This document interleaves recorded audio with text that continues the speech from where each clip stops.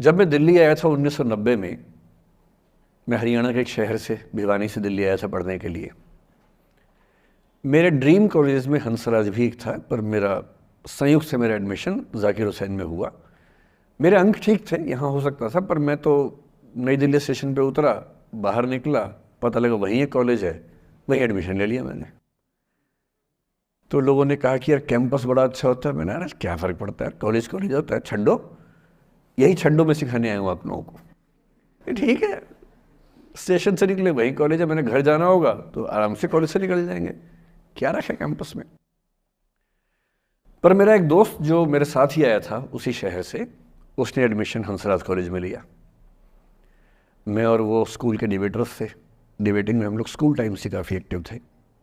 DU में आए तो यहाँ भी एक्टिव रहे। डीयू में मैंने करीब 5 साल डिबेटिंग की और मेरा ख्याल है कि लगभग 300-400 डिबेट्स मैंने जीती होंगी डीयू में, कुछ हरी भी होंगी, लेकिन मैंने खूब डिबेट, वो मेरा दरअसल दाना पानी था, रोजी रोटी मेरी वही थी कॉलेज के दिनों में। घर से पैसे मैं लेता नहीं था, मिलते भी नहीं थे, लेना क्या था, ऐसी स्थिति भी नहीं थी उस समय मेरे घर में कि मिल सके। तो डिबेटिंग मेरा रोजगार था, एम्प्लॉयमेंट था मेरा, उससे काम चल जाता था आराम से। उसका भी चल जाता था, वो हंसराज से था, मैं जाकिर हुसैन से था। हम खूब डिबेट्स में मिलते थे। अक्सर ट्रॉफी या तो हम जीतते थे या वो जीतता था, कोई भी जीते रूम पे ही आती थी, क्योंकि हम रूममेट्स थे, एक साथ ही रहते थे। वो मुझसे योग्यताओं के मामले में 21 था, बल्कि अगर वो 21 था तो मैं 15 ही रहा हूँगा या 12 रहा हूँगा, 22 या 21 तो नहीं रहा हूँगा, मुझसे बेहतर था योग्यताओं में, बड़ा अच्छा व्यक्ति था। ग्रेजुएशन के बाद मैंने एमए हिंदी साहित्य में एडमिशन लिया, जबकि बीए ऑनर्स हिस्ट्री में किया था मैंने। उसने तय किया कि वो कुछ और करेगा, प्रोफेशनल कोर्स करेगा, नौकरी करेगा, तो वो चला गया दिल्ली से। मैं दिल्ली में रहा। फिर मैं एमए के बाद तैयारी करने लगा यूपीएससी की। तब तक मैं यूजीसी जेआरएफ कर चुका था। पहला अटेम्प्ट दिया, प्रीलिम्स हो गया। मेंस मेरा 96 के मेंस की बात कर रहा हूँ, मेंस शुरू होने वाला था, 2 दिन रह गए थे।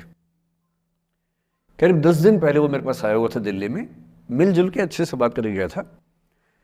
उन दिनों उसका एक प्रेम संबंध कहीं हमारी ही एक मित्र के साथ चल रहा था।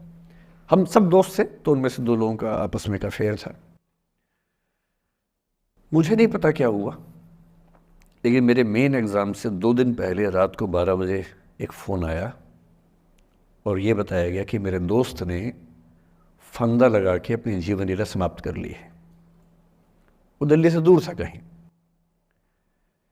और जिस व्यक्ति के बारे में मेरी राय ये थी कि उतना जीवट वाला व्यक्ति कोई हो नहीं सकता, जो ज़िंदगी से हार सकता ही नहीं, जिसके होने से कई लोग हमेशा जीता हुआ महसूस करते हैं, वो चुपचाप एक बंद कमरे में ज़िंदगी से हार गया। मैं आज तक नहीं समझ पाया कि ऐसा कैसे हुआ। बाद में टटोला, उसके पेरेंट्स से बात हुई, भाई से बात हुई, उन्होंने उसकी याद में एक सोशल वर्क शुरू किया ताकि किसी और बच्चे को ऐसा ना करना पड़े। तो जो हल्का हल्का अनुमान हुआ वो है कि शायद कुछ ऐसा था रिलेशनशिप में जो नहीं संभल पाया था, और रिश्ता टूट ना जाए इसका दबाव बहुत ज़्यादा था, और वो दबाव झेल नहीं पाया। इस उम्र में ऐसा फेज़ आता है, कई बार आता है। ये एक कहानी है, हंसराज कॉलेज से ही जुड़ी है, इसलिए मैंने सोचा कि वहीं से बात शुरू करूँ। नाम जैसा कि मैंने कहा मैं नहीं बताऊंगा, तो नाम बताने का मतलब भी नहीं। और वो जिसकी मैं कहानी सुना रहा हूँ, आप लोगों के जन्म से पहले की बात है। आप तो सब 21वीं सदी वाले बच्चे होंगे ना, जेन जी होंगे आप सब लोग, तो ये तो बहुत पुरानी बात है। एक दूसरी कहानी सुनाता हूँ। मैं आपको 2-3 कहानियाँ सुनाऊंगा, फिर उन सबका सार निकाल लेंगे एक साथ हम लोग। दूसरी कहानी ये है कि जब मेरा सिलेक्शन हो गया 97 में, 96 अटैम्प्ट में पहली बार में मेरा सिलेक्शन हो गया था, मैं एक्सटेंशन लेके तैयारी कर रहा था, और डीयू में मैं पढ़ा भी रहा था उस समय। तब मैं शायद डीएवी कॉलेज में था या अग्रसेन को, मैं 2 जगह पढ़ा है डीयू में, तो उनमें से किसी कॉलेज में पढ़ा रहा था उस समय में।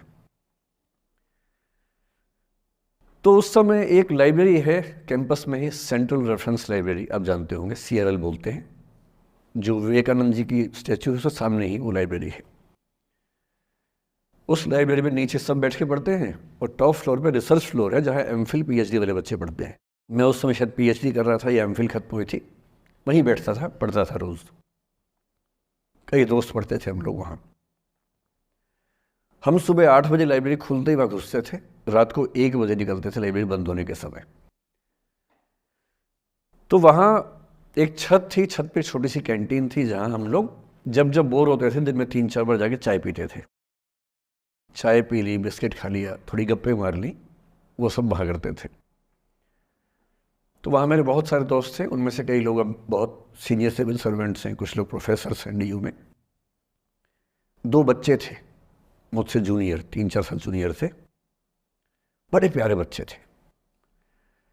मुझे उस समय तक पढ़ाई लिखाई का शौक अच्छा खासा हो गया था, तो वो रोज़ मेरे साथ बैठते थे केवल बात करने के लिए। किसी मुद्दे पर बहस करनी है तो बहस होती थी, समझते थे। फिर मुझे पता लगा कि वो दोनों रिलेशनशिप में हैं, रिश्ते में हैं, दोनों ने शादी भी कर ली। उनकी योजना डीयू में पढ़ाने की थी या सिविल सर्विस की भी थी शायद, पता नहीं। मेरा इंटरेक्शन बहुत ज़्यादा उसके बाद रहा नहीं उनसे, क्योंकि मैं सर्विस में चला गया था। इतने जिज्ञासु बच्चे थे दोनों, इतने जिज्ञासु कि उनसे मिलकर तबीयत खुश हो जाती थी कि हर चीज़ जानने का मन करता था उनका, हर विषय पढ़ने का मन करता था। एकदम जीवन से भरे हुए बच्चे, आंखों में चमक ऐसे। फिर दोनों की शादी हुई तो मैं शादी में जा नहीं पाया, क्योंकि मेरा रिश्ता सिर्फ लाइब्रेरी में 1 घंटा गप मारने वाला था, उससे ज़्यादा था नहीं रिश्ता उनके साथ। फिर सुनता रहता था कि मैं सब बढ़िया चल रहे, पढ़ाई कर रहे हैं, तैयारी कर रहे हैं। इंटरकास्ट मैरिज की उन लोगों ने, खूब हंगामा हुआ, दोनों घर में तलवारें खिंच गई, किसी तरह से तलवारें संभाली गई, मैनेज हुआ, दोनों साथ रहने लगे। और फिर 3-4 साल के बाद एक दिन मैंने खबर सुनी कि उस बच्ची ने फंदा लगा के जीवन लीला समाप्त कर ली। ये बात भी दिल्ली विश्वविद्यालय की है, उस दौर के सब लोग इस कहानी को जानते हैं। मेरे ख्याल से ये दोनों कहानी आपकी प्रिंसिपल मैडम जानती होंगी, नहीं ध्यान कर पाएंगे तो मैं उनको जैसे नाम बोलूँगा अकेले में वो तुरंत समझ जाएंगे मैं किसकी बात कर रहा हूँ। मैं आज तक नहीं समझ पाया कि ऐसा क्या हुआ होगा। तो बाद में अनुमान जो हुआ वो ये, इंटरकास्ट मैरिज, परिवार का दबाव, समाज का दबाव, आपस के दबाव, टॉक्सिक रिलेशनशिप, अंत में उस दबाव को न झेल पाना और जीवन समाप्त कर देना, ये हुआ। ये 2 घटनाएं हैं। एक तीसरी घटना ये है कि दिल्ली में आज से 25 साल पहले घटना घटी। आप लोग तब बस पैदा हुए होंगे, घुटनों में चल रहे होंगे, या उससे 5-7 साल पहले की बात रही होगी। ये घटना दिल्ली के सब सीनियर लोग जानते हैं, जिनकी उम्र 35-40 साल है वो सब जानते हैं इस घटना को। मोबाइल फ़ोन में वीडियो नया नया आया था उस समय। अब तो आपके हर फ़ोन में वीडियो है, अब तो सामने भी है, ताकि आप वैसा वाला मुंह बना के सेल्फी खिंचवा सके। पाउट बोलते हैं ना, मैं उसको देसी भाषा में सूअर जैसा मुंह बोलता हूँ, और वैसा ही बनता भी है, क्यूट क्यूट सा सूअर जैसा मुंह बना के लोग सेल्फी खिंचवाते हैं, उसको बोलते हैं पाउट। तब तो कैमरा फ़ोन में पहली बार आया था, तब लोग अभ्यस्त नहीं थे। अब जैसे आप लोग कितने अभ्यस्त होंगे, हम भी होने लग गए अब तो। अब हम किसी से बात करते हैं तो हम ये एज्यूम करके चलते हैं कि उसने फ़ोन में कुछ ना कुछ ऑन कर रखा होगा, या तो आवाज़ रिकॉर्ड करेगा या वीडियो बनाएगा। तुम कितने केयरफुल होकर बोलते हैं, कितने कॉन्शियस रहते हैं। और सर्विलांस सोसाइटी की सबसे बुरी बात यह है कि हम हमेशा चौकन्ने रहते हैं, हम सहज हो ही नहीं पाते। सहज रूप से 2 लोग बात कर लें, हो ही नहीं पाता। तो मैं तो अपने ऑफिस में कई बार ऐसा करता हूँ, जब हम 3-4 लोग बैठते हैं इनफॉर्मल बातचीत के लिए, हम सब अपना अपना फ़ोन कमरे के बाहर छोड़ के आ जाते हैं, फिर 2 घंटे बात करते हैं, इस भय से मुक्त होके कि कहीं कोई रिकॉर्ड तो नहीं कर रहा। ये हालत है आज की। उस ज़माने में तो फ़ोन थे। मोबाइल फ़ोन आया था भारत में लगभग 1995 के आसपास पहली बार, बड़ा महंगा था। 16 रुपये प्रति मिनट इनकमिंग, 16 रुपये प्रति मिनट आउटगोइंग, ये रेट से उस समय। और फ़ोन वो थे जिनसे आप कील भी ठोक सकते हैं, वैसे वाले फ़ोन थे। बटन वाले फ़ोन थे, नोकिया एक कंपनी थी, उसके फ़ोन हुआ करते थे। उसके 4-5 साल के बाद क्या हुआ, पहली बार किसी कंपनी ने फ़ोन में कैमरा लगा दिया। ये बात उस समय के लोग नहीं समझते थे। जब भी नई तकनीक आती है उसको समझने में टाइम लगता है। जो पहले समझते हैं फ़ायदा उठा लेते हैं, जो थोड़ा लेट समझते हैं वो उसका नुकसान उठाते हैं। उस समय दिल्ली के एक प्रसिद्ध स्कूल में 11वीं-12वीं क्लास के 2 बच्चों में आपस में कोई रिलेशनशिप रही होगी। वो दोनों किसी ऐसी सिचुएशन में थे जो सिचुएशन बहुत ही प्राइवेट किस्म की थी, बहुत निजी किस्म की थी, जिसको पब्लिक नहीं कर सकते। कुछ फिजिकल रिलेशनशिप जैसा मामला था। उस दुष्ट लड़के ने लड़कों के इतिहास को कलंकित, लड़कों का इतिहास वैसे भी कलंकित ज़्यादा है, उसे और कलंकित करते हुए उस पूरे सिचुएशन का वीडियो बना लिया। ऐसे मामलों में दुर्भाग्य है, मैं लड़का हूं इसलिए लड़के पवित्र थोड़ा ना हो जाएंगे, लड़का है इतिहास कलंकित तो है, उसका वीडियो बना लिया और दुष्टता का चरम स्तर निभाते हुए वो वीडियो अपने एक दोस्त को शेयर कर दिया। ये कहे कि किसी और को दिखाना मत, जैसा कि होता है अफवाहों की दुनिया में। हर अफवाह एक व्यक्ति एक को ही बताता है, ये कह के किसी और को मत बताना, और अगला व्यक्ति भी अगले को यही कह के बोलता है किसी और को मत बताना, और इस तरह से पूरे शहर को खबर होती है और सबको लगता है कि सिर्फ मुझे पता है। वो वीडियो फैल गया। नए नए फ़ोन आए थे, पर वो फ़ोन कम लोगों के पास थे, कैमरे वाले फ़ोन। तो फ़ोन से कितना फैलता, ज़्यादा नहीं फैला। लेकिन उस समय दिल्ली की एक कुख्यात मार्केट हुआ करती थी, पालिका बाज़ार, अभी भी है, पर तब वो कुछ और कामों के लिए कुख्यात हुआ करती थी। अब तो कपड़े मिलते हैं, तब कपड़ों के साथ कई चीज़ें और मिलती थी वहाँ। जैसे गंदी फिल्मों की सीडी चाहिए हो तो वहाँ मिलती थी, ग्रे मार्केट में, चोरी छिपे। इस वीडियो को सीडी में कन्वर्ट करके लोगों ने वहाँ से खरीदा, लाखों करोड़ों की संख्या में। नए नए टेलीविज़न चैनल प्राइवेट आए थे, और प्राइवेट टीवी चैनल को खबरों की भूख इतनी होती है कि वो खबर के लिए जान दे सकता है और जान ले भी सकता है किसी की। 24 घंटे इस खबर पे, इस चीज़ पर खबरें चल रही थी सारे चैनल्स में कि ये वो लड़का है जिसने ऐसा किया, ये वो लड़की है, ये वो स्कूल है, इस स्कूल की प्रिंसिपल से बात करेंगे, इससे बात करेंगे।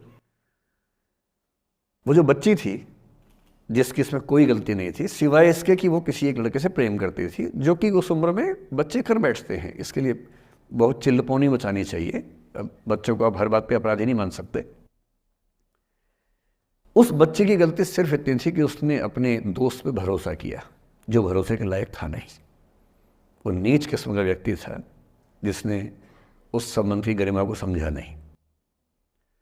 उस बच्ची के घर के बाहर 24 घंटे न्यूज़ चैनल से कैमरे खड़े रहे। घर से कोई भी निकले 50 कैमरे पीछे, आप बताइए आपकी बेटी कैसी है, आप बताइए आपकी बहन कैसी है। अंत में उस पिता ने अपनी बच्ची को इस देश से बाहर भेज दिया। उसके कुछ दिन बाद की जो खबर टीवी चैनल से नहीं दिखाई, उसके पिता ने आत्महत्या कर ली। ये तीसरा इंसिडेंस है। ये सारी खबरें सच्ची बता रहा हूं मैं, इनमें से एक भी झूठ नहीं है। झूठी कहानियों से मोटिवेशन दिया जा सकता है, मैं जानता हूं, पर जब सच्ची कहानियां हैं तो मैं झूठ क्यों बोलूं? सारी सच्ची कहानियां बता रहा हूं मैं आपको। एक चौथी कहानी जो आप में से कई लोगों की होगी। मेरा एक स्टूडेंट है, सिविल सर्वेंट है, सीनियर लेवल पे है, करीब 40 साल का है। उसने आज तक शादी नहीं की। क्या उसकी शादी करने की इच्छा नहीं थी? पूरी इच्छा थी। फिर क्यों शादी नहीं की? भाई कुछ लोग तो होते हैं कि शादी करनी ही नहीं, कोई मिशन है, योगी जी हैं, मोदी जी है, ठीक है, उनका तो मिशन है, ममता जी है, उनका मिशन है। पर जिसका जीवन में ऐसा कोई मिशन नहीं है और जिसको प्रेम करने का मन भी करता हो, वो तो शादी करता है आमतौर पे। उसने शादी क्यों नहीं की जानते हैं? जब वो 25-26 की उम्र में था, जब वो मेरा विद्यार्थी भी था, एक दिन मेरे पास आके बोला कि सर एक बात करना चाहता हूँ। मुझसे मेरे स्टूडेंट्स ऐसी बातें खूब करते हैं पर्सनली आके, अब तो मैं टाइम कम दे पाता हूँ, पहले तो ये सब होता रहता था क्लास के अलावा। एकदम रोता हुआ आया, आंखों में आंसू भरे हुए बहुत सारे। अरे क्या हो गया भाई? तो फिर उसने किसी का नाम बताया कि सर वो ही मेरी स्टूडेंट थी, कि सर उसके साथ रिलेशनशिप थी, उसने धोखा दिया है मुझे। अच्छा, धोखा देने वाली कहानियाँ मुझे बहुत अपील नहीं करती। मेरा मानना है कि दोनों पक्षों की गलतियाँ होती हैं। आप केवल अपने पर्सपेक्टिव से सोच सोच के धोखा करते रहते हैं, ऐसा थोड़ा ना होता है भाई। कुछ तो मजबूरियाँ रही होंगी, कोई यूं ही बेवफा नहीं होता, कुछ तो वजह होगी ना। आप थोड़ा उसकी वजह, उसका भी तो, उसकी कहानी भी तो सुनिए। और मैं जब जब दोनों कहानियाँ सुनता हूँ मुझे लगता है कि मामला ग्रे है। आप किसी एक पे उंगली उठा ही नहीं सकते कि इसने ऐसा किया। दोनों की गलतियाँ होती हैं, ऐसा थोड़ा कि एक की होती है। बहरहाल इन भाई साहब को ऐसा लगा कि धोखा हो गया उनके साथ, तो मैंने कहा चलो कोई बात नहीं यार, हो गया तो हो गया, तू नहीं कोई और सही, ऐसा क्या है। इतनी बड़ी दुनिया है, 8 अरब की आबादी अब है, उस समय भी 6-7 अरब तो थी। मैंने कहा 3.5 अरब 350 करोड़ में कोई तो होगी तुम्हारे लिए, ऐसा क्या है, कोई और देखेंगे। पर वो थोड़ा ज़्यादा सेंटिमेंटल था उस समय। धीरे धीरे पता नहीं उसके मन में क्या बैठ गया, उसके मन में ये बैठा कि दुनिया की सारी लड़कियां धोखेबाज होती हैं। ऐसे मूर्खों की कमी नहीं है दुनिया में, ऐसे बहुत मूर्ख हैं। दर्शन की दुनिया में इसे अवैध सामान्यीकरण कहते हैं, इलिसिट जनरलाइजेशन। इसका मतलब बहुत छोटे सैंपल के बेस पे ये समझ लेना कि ये थियरी पूरे ब्रह्मांड पर लागू होती है। एक लड़की ने धोखा दिया, मान लीजिए धोखा दिया, धोखा इसने दिया कि उसने दिया कि किसी ने दिया, जो भी कहानी हो, एक सैंपल से ये मान लेना कि सब ऐसे होते हैं। और उसके बाद से उसने कम से कम 10 बार कोशिश की, 10 लोगों से मिला, बातचीत की शादी के लिए। डेटिंग तो क्या करेगा 40 की उम्र में, लेकिन हाँ बातचीत करके देखा कि शायद रुचियाँ मिल जाएं, स्वभाव मिल जाए तो शादी के बारे में सोचें। हर बार 3-4-5 मीटिंग के बाद वापस हट जाता है। अब तो मैंने पूछना बंद कर दिया है। जब तक मैं पूछता था, बोलता था कि सर 3-4 मीटिंग के बाद लगता है कि ये भी वैसी ही है। मैंने कहा भूल जाओ भाई, उससे भूल जाओ, बात खत्म हो गई। उसके बच्चे घूम रहे हैं आजकल स्कूल में, अब तुम कम से कम शादी तो कर लो। वो भाई साहब आज तक अकेले हैं, और अब तो बाज़ार में मूल्य भी कम हो गया उनका, अब विकल्प भी ज़्यादा नहीं मिलते हैं। अब जो विकल्प मिल रहे हैं वहाँ उसकी रुचि और कम हो गई है। तो पूरी संभावना है कि वो जीवन अकेले ही गुजरेगा अब उसका। एक अंतिम एग्जाम्पल देके फिर मैं निष्कर्ष की तरफ बढ़ूँगा। मैं एक IAS ऑफिसर को जानता हूँ, 2 IPS को जानता हूँ, बहुत योग्य लोग, देश के सबसे अच्छे संस्थाओं से पढ़े हुए लोग, प्रॉपर IAS प्रॉपर IPS में नौकरी करने वाले लोग, और इन तीनों ने अपना जीवन समाप्त कर लिया नौकरी में रहते हुए। क्यों? क्योंकि नौकरी और घरेलू जो दुविधाएं थी उनको झेल नहीं पा रहे थे, ना झेल पा रहे थे, ना भूल पा रहे थे। लेट गो नहीं कर पाए तो गिव अप कर दिया। और इसलिए मुझे अक्सर लगता है कि जितनी चीज़ें हम सिखाते हैं बच्चों को, हिस्ट्री, इकोनॉमिक्स, लिटरेचर, वो सब ठीक है, उनका भी महत्व है। शायद उससे ज़्यादा महत्व इस चीज़ का है कि ये समझें कि अपने इमोशंस को कैसे मैनेज करना है। जब जीवन में ऐसा लगे कि सब खत्म हो गया है, जब जीवन में लगे कि बहुत टॉक्सिक किस्म की लाइफ हो गई है, उससे बाहर कैसे निकलें, शायद ये सबसे महत्वपूर्ण लेसन होता है जो हम सबको सीखना चाहिए। मैंने कहीं से सीखा नहीं है, ना मैंने ऐसी किताबें पढ़ी हैं। हालांकि मैंने 2 किताबें मंगवाई हैं पिछले हफ्ते, पढ़ी नहीं है अभी तक, तो मैं किताबों के बेस पे नहीं जानता कैसे सीखते हैं, लेकिन ज़िंदगी से तुम सीख सकते हैं। इन कहानियों का सबका एक ही सार है, वजह अलग अलग है। एक व्यक्ति ने इसलिए अपना जीवन समाप्त किया कि वो रिश्ता उसके हाथ से छूट रहा था। एक ने इसलिए जीवन समाप्त किया कि रिश्ता बन गया था, पर समाज के दबाव, घर के दबाव मैनेज नहीं कर पाए। एक ने ज़िंदगी भर शादी नहीं की सिर्फ इसलिए कि वो पुरानी यादों को भूल नहीं पाया।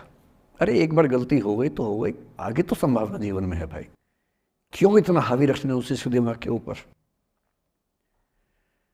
कुछ लोग देश की सबसे अच्छी नौकरी में होकर हर पैमाने पर सफलता की हर कसौटी पे खरा उतरने के बाद जीवन नहीं बचा पाए, क्योंकि दूसरों की नज़र में आप बहुत सफल हो जाए, अपनी नज़र में शून्य हो, तो फिर जीवन कैसे बने, जीवन कैसे बचे।